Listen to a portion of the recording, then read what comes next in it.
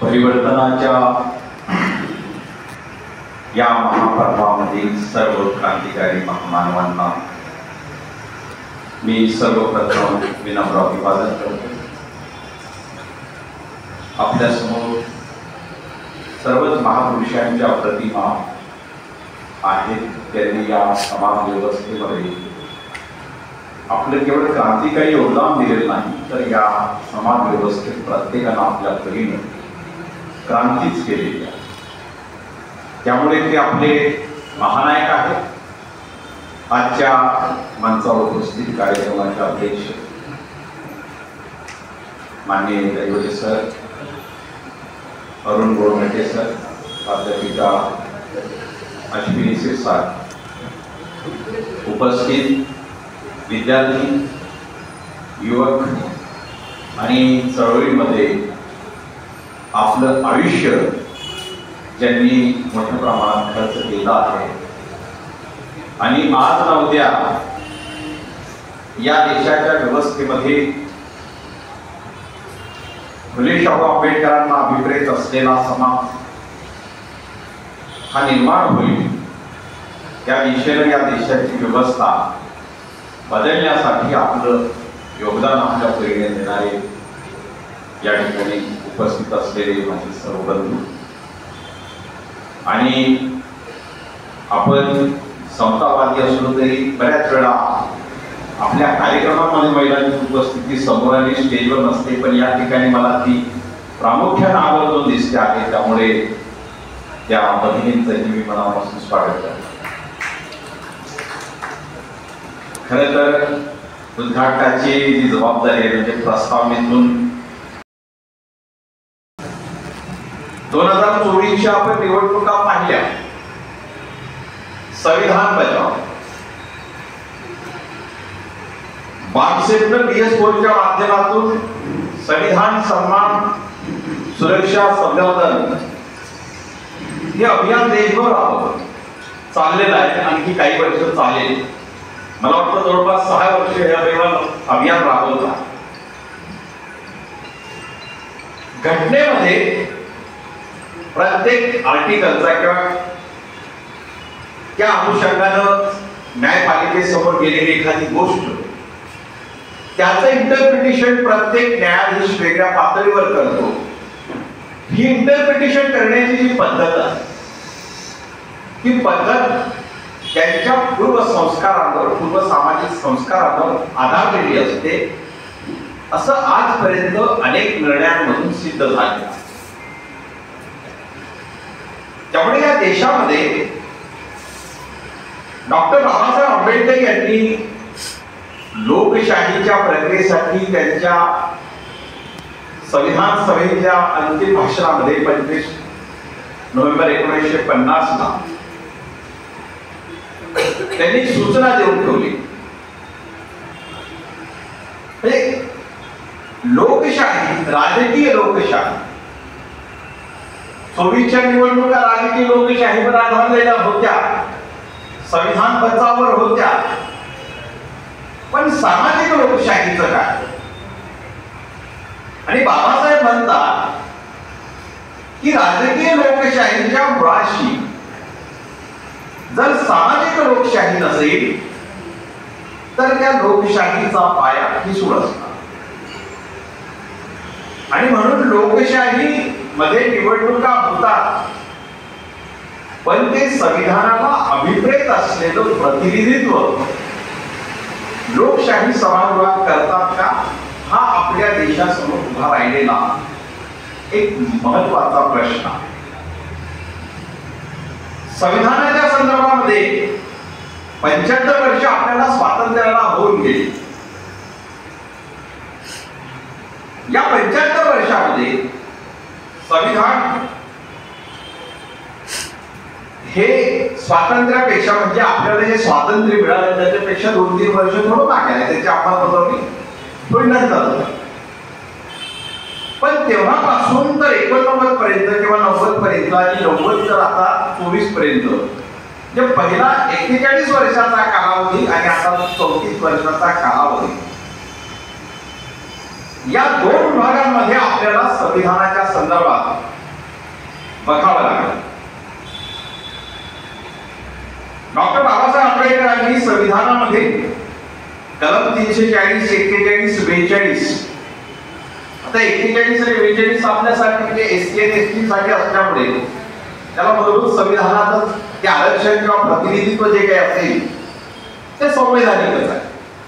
प्रश्न होता ओबीसीचा, आणि या ओबीसीच्या 340 आर्टिकल साठी फुले शाहू आंबेडकर वाद्यांनी या देशभरात लढा दिला. आणि मग कालेकर आयोग असेल, नंतर मंडल आयोग असेल, हे सगळे येत राहिले. यापूर्वी संविधानाच्या संदर्भात जर एखादी गोष्ट किंवा अडचण निर्माण झाली 89 पूर्वीची जर आपण पाहिलं, सत्ताधारी जातवर्गाची सत्ता राहिलेली आहे. म्हणजे त्याही वेळी जातीकरणाच्या पूर्वी आणि आता ही सत्ताधारी जातवर्गाची सत्ता या देशामध्ये राहिलेली आहे. सत्ताधारी जातवर्ग बदललेला नाही, पक्ष कदाचित बदललेले आहेत, पण हा सत्ताधारी जातवर्ग पूर्वी त्यांची राज्य व्यवस्था करण्याची जी पद्धत होती त्याच्यामध्ये जर अडचण निर्माण झाली किंवा नव्या मागण्या काही आल्या किंवा समाजामध्ये काही घालमेल आले, अशी परिस्थिती ज्या ज्या वेळेस दिसली त्या त्या वेळेस त्यांनी संविधानामध्ये संशोधन करण्याचा प्रयत्न केला. आणि आज मितीस 106 संशोधन संविधानामध्ये झाली. पण हा सत्ताधारी जातवर्ग जेव्हा मंडळ आयोग आला, तो लागू करण्याची सत्ताधारी जातवर्गाची इच्छा नव्हती, परंतु त्या सत्ताधारी जातवर्गाचं प्रतिनिधित्व करणारे व्हीपी सिंग जेव्हा सत्तेत येतात आणि त्या सत्तेमध्ये एससी एसटी ओबीसी नेत्यांचं प्राबल्य असतं आणि ते प्राबल्य त्यांना मजबूर करते की या देशामध्ये मंडल आयोगाची अंमलबजावणी करायला हवी, आणि तसा त्यांनी निर्णय घेतला. मंडल आयोगाची अंमलबजावणी करण्याचा निर्णय झाल्यापासून या देशाच्या राजकारणामध्ये प्रचंड अस्थिरता, प्रचंड सामाजिक घालमेल आहे. कारण सत्ताधारी जातवर्ग मंडळ आयोगाची अंमलबजावणी करण्याचा निर्णय घेतल्यानंतर चिडलेला, आणि तो इतका चिडला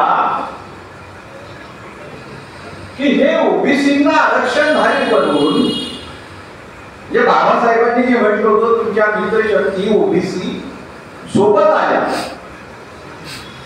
ही रक्तविहीन क्रांती, बाबासाहेबांनी जी लोकशाहीची व्याख्या केली ती रक्तविहीन क्रांती ही दृष्टीपथ असेल. आणि म्हणून सत्ताधारी जातवर्गाने एक ठरवलं की ज्यांनी आता या देशातल्या ओबीसींना प्रतिनिधित्व मिळवून देण्यासाठी लढे केले, प्रयत्न केले, त्यांना आपल्या मित्रशक्ती बनवण्याचा प्रयत्न केला, त्यामध्ये यशस्वी होण्याचा प्रयत्न केला, त्यांनाच आता या देशाच्या व्यवस्थेतून उलथून टाकलं पाहिजे. आणि म्हणून 91 मध्ये सत्ताधारी जातवर्गाचं प्रतिनिधित्व करत पी.व्ही. नरसिंहराव जेव्हा सत्तेत येतात तेव्हा ते जातीकरणाची घोषणा देतात. आता आपल्याला माहिती आहे 2024च्या निवडणुकीमध्ये संविधान बचावचा मुद्दा घेऊन 2 पंचवार्षिक ज्या पक्षाला तिसऱ्यांदा बहुमत मिळवता आलं नाही, त्यांना पूर्ण बहुमतापासून रोखता आलं, याचं कारण संविधानवादी असणारे फुले शाहू आंबेडकरवादी जनतेने त्यांचा पराभव करण्याचा निर्धार केला. सुदैवानं दुर्दैवानं आपण दैव मानत असलो तरी भाषिक मर्यादांच्या उल्लेखामध्ये आपल्याला यावंच लागतं. पण या संविधान बचावचा पक्ष किंवा आघाडी सत्तेवर थेट येऊ शकली नाही, तरी जी प्रचंड हुकुमशाही, उच्च सत्ताधारी जात वर्गांची जी प्रचंड हुकुमशाही निर्माण होण्याचा आणि ती स्थायी होण्याचा धोका या देशामध्ये निर्माण झाला होता, तो थांबला. आता हा धोका थांबला म्हणजे नेमकं काय झालं? 91 मध्ये जागतिकीकरण आलं. जागतिकीकरणाचे तसं पाहिलं तर तात्विक दृष्ट्या कुठलाही आंबेडकरवादी विरोधात असू शकत नाही. कारण डॉक्टर बाबासाहेब आंबेडकरांनी विदेशात जाऊन शिक्षण घेतलं. या देशामध्ये त्यांना शिक्षण यासाठी मिळालं की ब्रिटिशांनी या देशामध्ये शाळा काढली. वर्गाच्या बाहेर बसून का असेल, पण ब्रिटिशांची सत्ता या देशात आली. हे एक प्रकारचं जागतिकीकरण. दुसऱ्या जागतिकीकरणामध्ये अपेक्षा होती की जागतिकीकरण हे भांडवलाचं आणि उद्योगाचं जसं करताय तसं माणसाचं जागतिकीकरण. म्हणजे आपल्याला माहिती आहे की विकसित समाज असेल, विकसित कुटुंब असेल, आपल्याकडे समजा अधिकारी असेल, अधिकाऱ्यांकडे काम करण्यासाठी, धुणी भांडी करण्यासाठी एक महिला असते, पगारावर लावलेली असते. म्हणजे विकसित समाजात, विकसित देशामध्ये, अशा युरोप अमेरिकेमध्ये देखील गृहिणी म्हणजे धुणी भांडी करण्यासाठी लागणारी एखादी अतिथी महिला, तिथलं साफसफाई करण्यासाठी या देशातला एखादा कर्मचारी, सफाई कर्मचारी, याचं जागतिकीकरण झालं का? यांना युरोपात पाठवलं का? अमेरिकेत पाठवलं का?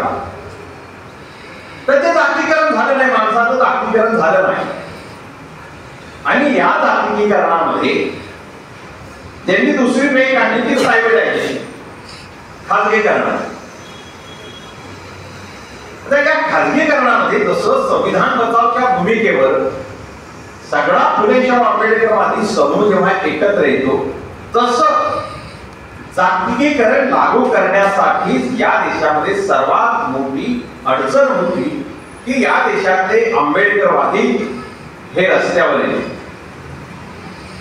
आणि मग त्यांना थोपवायचं कसं, ही समस्या सत्ताधारी जातवर्गाच्या समोर होती. आणि मग सत्ताधारी जातवर्गाने असं ठरवलं, आपण नेहमी म्हणतो काकाने काटा काढायचा, की यांच्या समूहातील असे अर्थतज्ञ घ्या की जे आंबेडकरवादी आहेत असं वाटेल, भासेल, आणि आंबेडकरवादी असणाऱ्या जात समूहातूनच ते प्रतिनिधित्व करतील अशा अर्थतज्ञांना आपल्या सोबत घ्या. आणि मग त्यानंतर आपल्या महाराष्ट्रातल्या अनेक अर्थतज्ञ विद्यापीठांवर कुलगुरू झाले, नियोजन आयोगाचे सदस्य झाले, राज्यसभेचे खासदार झाले. आणि मग ते आपल्याला सांगत राहिले की जागतिकीकरण हे कसं गरजेचं होतं आणि ते तुमच्या आमच्या सगळ्यांच्या हिताचं असतं. त्यावेळी जर या आंबेडकरवादी अर्थतज्ञांना जर सोबत घेतलं नसतं सत्ताधारी जातवर्गाने, तर आंबेडकरवाद्यांनी या देशामध्ये जागतिकीकरणाला रेटून विरोध केला असता. कारण या डॉक्टर बाबासाहेब आंबेडकरांनी आम्हाला म्हटलं होतं की या देशातले तुमचे खरे शत्रू ब्राह्मण्यवादी आणि भांडवलशाही हीच तुमचे खरे शत्रू आहेत. आणि मग या शत्रूंना येण्याआधीच त्यांना मज्जाव करणं, ती रोखण्याची प्रक्रिया या देशात आपल्याला करता आली नाही. आणि या जागतिकीकरणाचं मग काय झालं? मग आरक्षण संपवायचं असं धोरण नाही. आरक्षण हे वाढवत राहू, आम्ही देत राहू. पण दुसऱ्या बाजूला गेल्या 75 वर्षामध्ये या देशातल्या भांडवल असलेल्या जात समुदायाला, या देशातला बहुजन समाजाचा जो पैसा बँकांमध्ये राहिला तो मुक्त हस्ते दान करण्यात आला, देण्यात आला कर्जाच्या नावावर. आणि काही काळ झाला की मग ते एनपीए, आणि एनपीए मग ते राईट ऑफ, म्हणजे तो कर्ज घेणारा तो भांडवलदार त्याच्यावर कर्ज नाही आणि बँक ही तोट्यात नाही असं समीकरण बनवण्यात आलं. आणि काय झालं की ज्यांनी या सार्वजनिक संस्थांमधील भांडवल आपल्याकडे घेतलं त्यांनी मॅन्युफॅक्चरिंग उद्योग बनवले नाही. मग सेल बनले आपल्याकडे. सेलच्या नावावर शेतकऱ्यांच्या जमिनी सरकारने हिसकावून त्यांना दिला भांडवलदारांना की देशाचं उत्पादन वाढेल, त्यातून नोकऱ्या वाढतील, त्यातून अर्थव्यवस्था वाढेल.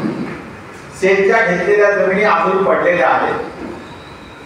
मॅन्युफॅक्चरिंग क्षेत्रामध्ये या देशातल्या जातीय भांडवलदारांनी प्रवेश केला नाही आणि म्हणून उत्पादन सुरू करणाऱ्या लोकांना कर्ज देऊन एका बाजूला बँकाही बुडीत काढल्या,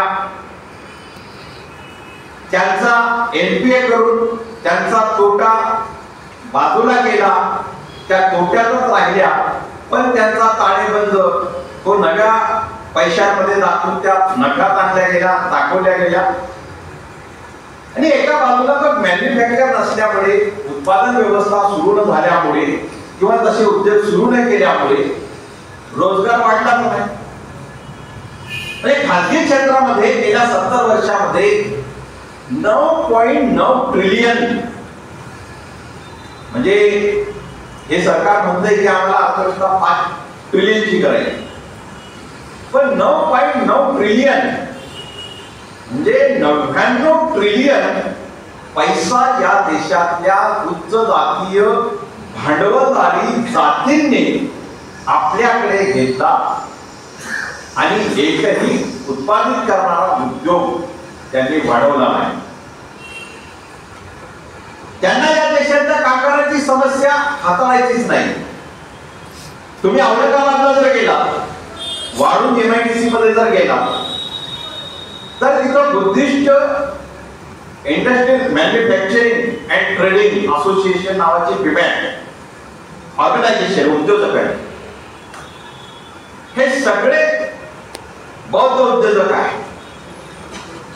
पण या बौद्ध उद्योजकांना जर आपण पाहिलं, ते उत्पादन करतायत. काय उत्पादन करतायत?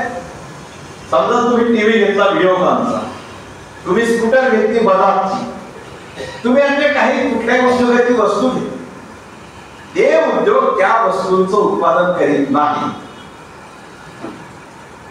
स्कूटरला लागणारा सगळा स्पेअर पार्ट जो आहे त्या बिमॅटच्या बौद्ध इंडस्ट्रियलिस्टच्या कारखान्यांमध्ये तयार होतो आणि त्यांचे ग्राहक आहेत बजाज, व्हिडिओकॉन, गोदरेज, टाटा, कदाचित अदानी अंबानी.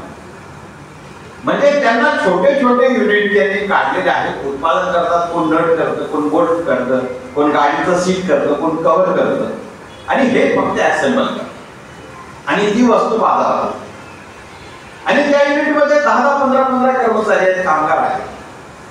मग एका बाजूला त्यांचा ग्राहक टाटा, बजाज वगैरे हे सगळे असल्यामुळे त्यांना ग्राहक शोधायची गरज नाही आणि समाजात ग्राहकच नसल्यामुळे त्यामुळे समाजाकडे डोंबून पाहायची गरज नाही. तुमची इंडस्ट्री चालवणारे जरी असले तरी ते तुमच्यासाठी पुढे काही करू शकतात का? तर तिथे नाही.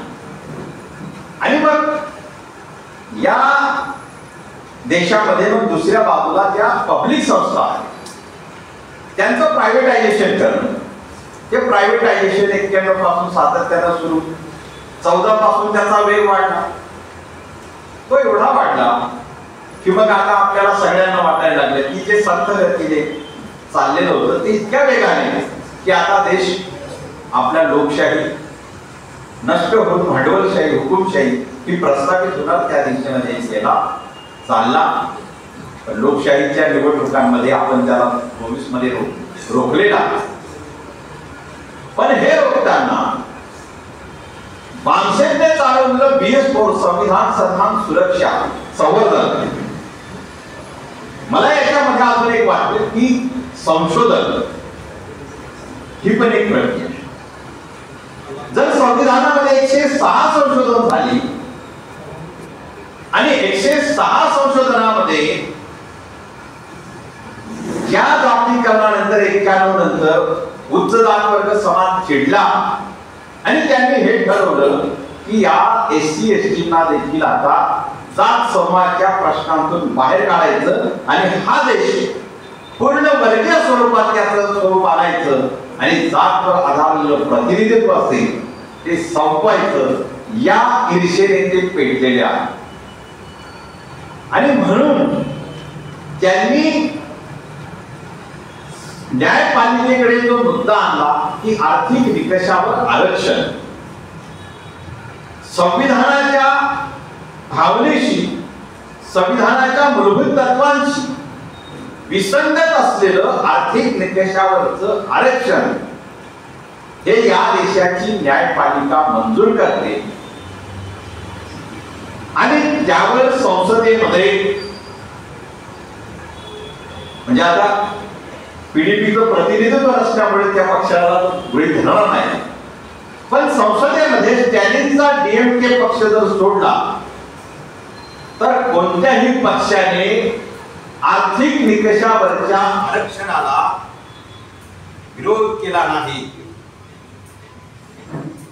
एव्हाना बामसेप मधूनच उभा राहिलेला बहुजन समाज पक्षाचे 10 खासदार संसदेमध्ये असताना त्यांनीही विरोध केला नाही. किंबहुना आर्थिक निकषावरचं पहिलं आरक्षण जर या देशामध्ये कोणी दिलं असेल तर ते बहुजन समाज पक्षाने 2007 ते 12 या कालावधीमध्ये त्यांची बहुमताची सत्ता उत्तर प्रदेशात असताना त्यांनी ती दिलं आहे.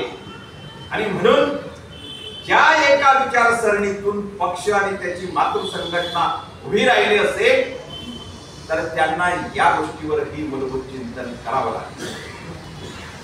आणि म्हणून संविधानाच्या 4 बिंदूंवर जे काम करतायत तर तुम्हाला संशोधनावर देखील पुनर्विचार करावा लागेल. संशोधन हा मुद्दा तुमच्या बीएसफोर अभियानामध्ये समाविष्ट करावा लागेल. 106वी जी घटना दुरुस्ती आहे 23 मध्ये झाली, काल्पनिक घटना दुरुस्ती आहे. काय कल्पना? महिलांना आरक्षण. तर महिलांना आरक्षण देण्यासाठी तत्वता सगळ्या देशाची तयारी आहे म्हणून मंजूर झालं. पण दुसऱ्या बाजूला काय सांगतात की अजून जनगणना झालीच नाही, लोकसंख्येमध्ये महिला किती आहे, मग किती टक्के त्यांना द्यायचं आहे, ही सरकारची भूमिका. म्हणजे याचा अर्थ ते आरक्षण, हे संशोधन हे काल्पनिक आहे जरी त्याला संसदेत मंजुरी झाली.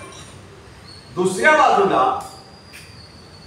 संसदेमध्ये आपण जे पाहतो आहोत की संविधानाच्या संदर्भामध्ये आर्थिक निकषावरचं आरक्षण आल्यानंतर आता काल परवा आपण पाहिलं की या देशाच्या न्यायपालिकेची न्यायिक नीती जी आहे, संवैधानिक नीती, ती संवैधानिक नीती ही पाळण्याची त्या संस्थांची जबाबदारी आहे का? संस्था हे निर्जीव आहे. ऑर्गन जे आहे, माणसाचे जसे ऑर्गन असतात, संविधानाने ऑर्गन्स निर्माण केले. कायदेपालिका असेल, कार्यपालिका असेल, न्यायपालिका असेल, हे ऑर्गन्स आहेत. डेमोक्रॅटिक लोकशाहीचे किंवा संविधानाने निर्माण केले. पण या ऑर्गन्स मध्ये जी माणसं बसतात त्यांच्यामध्ये संवैधानिक नीती नावाची काहीतरी गोष्ट असली पाहिजे. बाबासाहेबांना या संदर्भात जी चिंता होती, बाबासाहेबांनी त्यांचा विचारांचा केंद्रबिंदूच माणूस होता म्हणून माणसावर त्यांनी कधी संशय घेतला नाही. त्याच्या नीतिमत्तेवर त्यांनी घेतला असेल. पण जेव्हा आपण पाहिलं की गेल्या काही वर्षांमध्ये राज्यपालांनी विरोधी पक्षाच्या सत्ताधाऱ्यांना जे सळोकीपळो त्या राज्यातून करून ठेवलं, या महाराष्ट्रामध्ये 12 आमदारांची नियुक्ती विधान परिषदेमध्ये गेली 5 वर्ष झाली नाही. राज्यपालांचा नंगानाच त्याला जबाबदार आहे हे आपल्या डोळ्यासमोर आहे. परंतु त्याही काळात संविधान सभेमध्ये जेव्हा ही भूमिका आली होती त्यावेळी राज्यपालांवर एक जबाबदारीच निश्चित करा असा मुद्दा आला होता. पण बाबासाहेबांनी हे म्हटलं होतं की व्यक्तीच्या सतसत विवेकावर आपण विश्वास ठेवला पाहिजे. कारण स्वातंत्र्य ही जी गोष्ट आहे, आपला हात हलवणं म्हणजे स्वातंत्र्य नाही, आपलं तोंड हलवणं म्हणजे स्वातंत्र्य नाही. तुमच्या बुद्धीला मोकळीक देणं हा स्वातंत्र्याचा खरा. आणि म्हणून माणसाच्या सतसत विवेकावर आता त्या ठिकाणी जाणारे आपला विवेक पाळत नाही याचं कारण ते या देशाचे सत्ताधारी जातवर्ग आहेत आणि या देशातल्या सत्ताधारी जातवर्गाला नीती नाही हे डॉक्टर बाबासाहेब आंबेडकरांनी ठासून सांगितले आणि म्हणून नव्या समाजाची रचना करताना या समाजाची धारणा करताना बाबासाहेब जो धम्म देतात आणि धम्म म्हणजे नीती आणि नीती म्हणजे धम्म याचा अर्थ सत्सत विवेक बुद्धी साबूत असलेला समाज समूह निर्माण करणं, त्या समाजाची धारणा निर्माण करणं, तो एखाद्या धर्मविशिष्टाचा म्हणून नाही तर त्याच्या विवेकशीलतेला, जे बाबासाहेबांनी जे सांगितलं की या देशामध्ये स्वातंत्र्य, समता आणि बंधुता हा लोकशाहीचा आधार असला पाहिजे. हे स्वातंत्र्य म्हणाला आपल्या तेव्हाच असेल जातीकरणामध्ये पाहिलाय. अनेक अधिकारी IAS असतील, IPS असतील, IRS असतील, अनेक अधिकाऱ्यांची मुलं उच्च शिक्षित आहेत, परंतु या देशातल्या सरकारी व्यवस्थेमध्ये, प्रशासकीय व्यवस्थेमध्ये त्यांना प्रवेश नाही. IT सारख्या इंडस्ट्रीज मध्ये गेलेले आहेत. तिथं आता AI आल्यानंतर तिथं आता कपात होणार आहे. अनेकांनी देश सोडलेला. परंतु बाबासाहेब जे सांगतात की सत्तेची, मोक्याची पद जिथून तुम्ही व्यवस्था चालवू शकता त्या ठिकाणी प्रवेश करणं संभव राहिलेलं नाही. आणि म्हणून सत्ताधारी जातवर्गाने असं ठरवलं की आपल्या विचारांची, ज्यांच्यामध्ये सत्सद विवेक शिल्लक नाही परंतु लोकशाहीला खतम करणं, हुकुमशाहीला पूरक असणं, भांडवली व्यवस्थेला प्रचंड सूट देणं, अशी त्यांची बुद्धिमत्ता चालेल, त्यांना लॅटरल एंट्री दिली पाहिजे. आणि म्हणून लॅटरल एंट्रीचा आणि सत्सद विवेक बुद्धीचा, लोकशाहीचा आणि समाजाचा नेमका काय संबंध आहे आपल्याला समजून घेतला पाहिजे. या ठिकाणी म्हणजे अनेक वक्ते आहेत, बोल त्यांचं बोलणे बाकी आहे आणि मला वाटतं 2 तासाचं हे सेशन आहे. कार्यक्रम थोडा उशीर झाल्यामुळे त्याला थोडं आणखी लवकर आवरलं जाईल, कारण पुढचा टप्पा साधायचा आहे.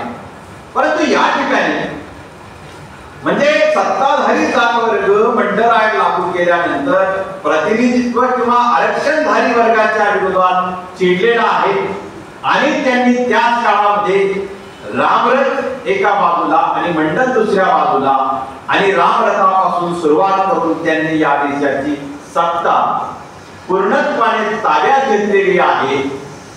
आणि या सत्तेला रोखण्यासाठी पुन्हा जे नवे आघाडी तयार करतात त्यांना पुन्हा SC ST OBCंच स्मरण करावं लागलेलं आहे. ते इथंच नाही तर अमेरिकेच्या मंचावर हे जाऊन करावं लागलेलं आहे. आणि म्हणून सत्ताधारी जातवर्ग आता पराभूत होण्याच्या अवस्थेत निश्चित आहे. सत्ताधारी जातवर्ग जो सूड घ्यायला निघालेला होता तो गुमरान होतो आहे.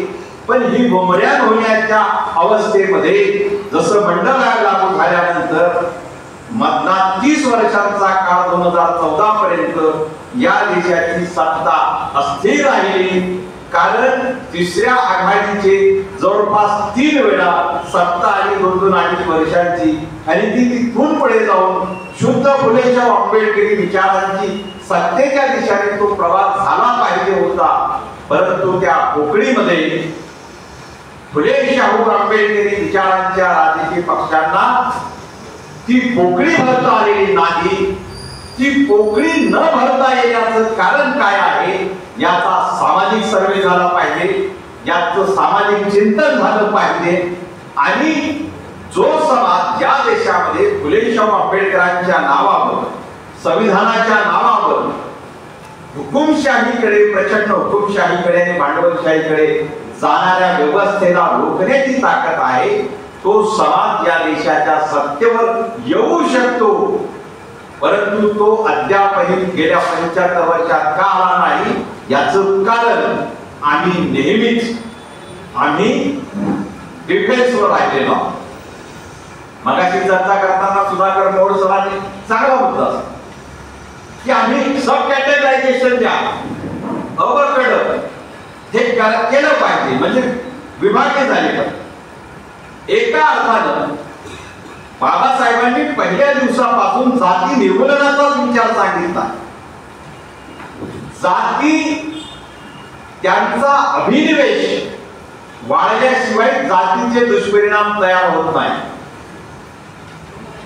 हरियाणामध्ये खाप पंचायत, तिथं खाप पंचायत असतील त्या दलितांवर अन्याय अत्याचार करत होते, परंतु त्यांनी जेव्हा तो जातींचा वर्चस्ववादी विचार स्वीकारून त्या सत्तेला आणलं तेव्हा त्यांच्या मुली ज्या जागतिक पातळीवर खेळाडू आहेत त्यांच्या इबरतीसाठी देखील हे सरकार पुढे आलं नाही. आणि मग त्या खाप पंचायतच्या सदस्यांना आता कळतं की आता आपण समतेच्या दिशेने गेलो पाहिजे, समतेच्या विचारांकडे गेलं पाहिजे.